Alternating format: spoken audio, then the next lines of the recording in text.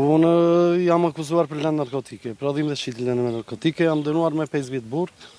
Sa vojta? Dhe vojta 2 vjetë e 7 muaj.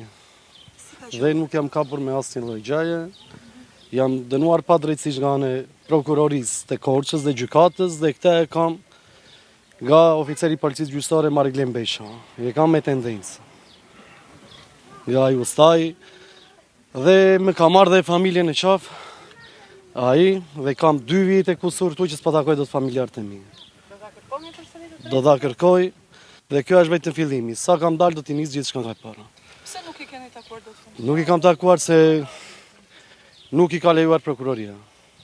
E qartë që s'kam pasur dhe tërë ndikimi ka qenë nga oficeri i policisë gjyqësore. Të tëra me shtequr dhe pa drejtësisht takimi të drejtës së fëmijës, kam një fëmijë të mitur, të moshës 3 vjeçare. Dhe e kam lënë gati një vit e pak, edhe nuk e kam takuar, nuk e kam parë. Nga pa drejtësi që më ka bërë oficeri i policisë gjyqësore Mariglen Besha. Ai ka marrë dhe presion e kërcënime nga njerëzit e drejtësisë. Dhe ndihem shumë i kërcënuar dhe i rrezikuar, si unë dhe familjarët e mi. I rrezikuar në shpirti? Jam kërcënuar me jetë, si unë dhe familjarët e mi. Mi kanë kthyer gjërat personale. Për çfarë atë e di oficeri i policisë gjyqësore?